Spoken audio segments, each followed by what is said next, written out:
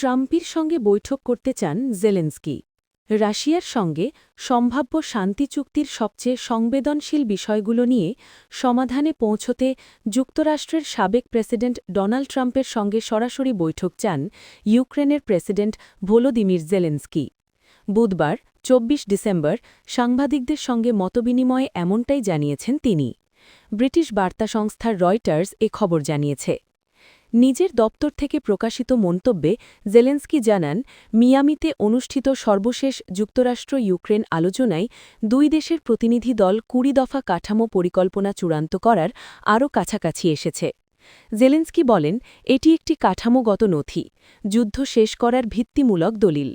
এটি আমাদের, America, Europe এবং রাশিয়ার মধ্যে একটি রাজনৈতিক নথি।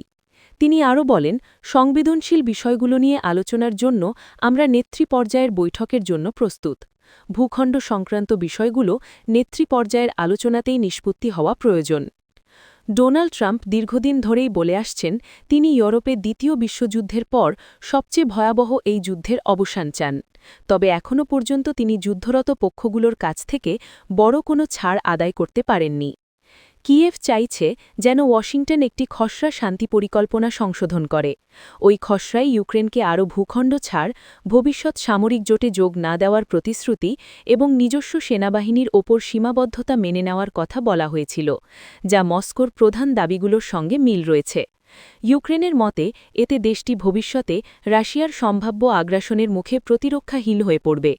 রাশিয়া ২০১৪ সালে প্রথম এবং ২০২২ সালে পূর্ণমাত্রায় ইউক্রেনে আগ্রাসন চালায়। জেলেনস্কি বলেন, সর্বশেষ ২০ দফা কাঠামো পরিকল্পনাটি আগের ২৮ দফা প্রস্তাবের তুলনায় বড় ধরনের অগ্রগতি। ওই আগের প্রস্তাব যুক্তরাষ্ট্র মস্কোতে বিস্ফোরণে ২ পুলিশ কর্মকর্তাসহ নিহত ৩। রাশিয়ার রাজধানী মস্কোতে এক বিস্ফোরণে ২ পুলিশ কর্মকর্তাসহ অন্তত ৩ জন নিহত হয়েছেন। সন্দেহভাজন এক ব্যক্তিকে আটক করতে গেলে এই বিস্ফোরণের ঘটনা ঘটে। রাশিয়ার তদন্ত কমিটি এই তথ্য নিশ্চিত করেছে। ব্রিটিশ সংবাদমাধ্যম বিবিসি এ খবর জানিয়েছে। তদন্ত কমিটির দেওয়া তথ্য অনুযায়ী মস্কোর ইয়েলেতেস্কায়া স্ট্রিটে একটি পুলিশ ভ্যানের কাছে এক সন্দেহভাজন ব্যক্তিকে দেখতে পান ট্রাফিক পুলিশের ২ কর্মকর্তা। তারা ওই ব্যক্তিকে আটক করার উদ্দেশ্যে কাছে গেলে একটি বিস্ফোরণ। রাশিয়ার দখলে ইউক্রেনের কৌশলগত শহর সিভারস্ক। ইউক্রেনের পূর্বাঞ্চলীয় রণক্ষেত্রে তীব্র লড়াইয়ের পর কৌশলগতভাবে গুরুত্বপূর্ণ সিভারস্ক শহর থেকে পিছু হটেছে ইউক্রেনীয় সেনারা। রাশিয়ার ক্রমাগত অগ্রযাত্রার মুখে নিজেদের সেনাদের জীবন বাঁচাতে কিয়েভ এই সিদ্ধান্ত নিয়েছে বলে জানানো হয়েছে। ব্রিটিশ সংবাদমাধ্যম বিবিসি এ খবর জানিয়েছে। মঙ্গলবার ইউক্রেনীয় সেনাবাহিনীর এক বিবৃতিতে বলা হয়েছে, সেনাদের জীবন রক্ষা এবং ইউনিটের যুদ্ধের সক্ষমতা বজায় রাখতে তারা সিভারস্ক থেকে সরে এসেছে। তাদের মতে রুশ বাহিনীর বিশাল জনবল এই যুদ্ধে বড় সুবিধা দিচ্ছে। সিভারস্ক দখলের ফলে রাশিয়া এখন ডনেস্ক অঞ্চলের ইউক্রেনের নিয়ন্ত্রণে থাকা শেষ ২ দুর্গ স্লোভিয়ানস্ক ও ক্রামাতোরস্কের আরও কাছাকাছি চলে এল।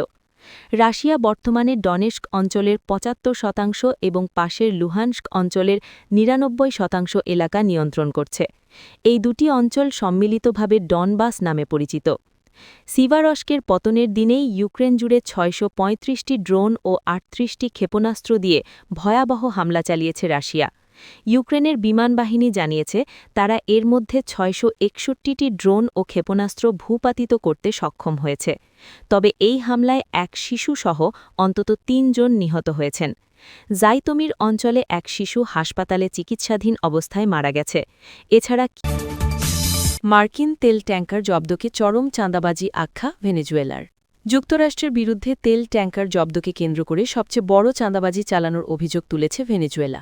নিউ ইয়র্কে জাতিসংঘ নিরাপত্তা পরিষদের এক জরুরি বৈঠকে এই অভিযোগ করে দেশটি। জাতিসংঘে ভেনেজুয়েলার রাষ্ট্রদূত বলেন, যুক্তরাষ্ট্রের হাতে ২টি ভেনেজুয়েলান তেলবাহী ট্যাঙ্কার জব্দ হওয়া সমুদ্রদস্যুতার চেয়েও ভয়াবহ। চলতি মাসের শুরুতে ভেনেজুয়েলার উপকূলের বাইরে এসব ট্যাঙ্কার জব্দ করা হয়।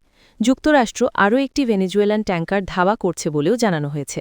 ১৬ ডিসেম্বর মার্কিন প্রেসিডেন্ট ডোনাল্ড ট্রাম্প ভেনেজুয়েলায় প্রবেশ ও দেশটি থেকে বের হওয়া নিষেধাজ্ঞাভুক্ত সব তেল ট্যাঙ্কারের বিরুদ্ধে নৌ অবরোধের নির্দেশ দেন।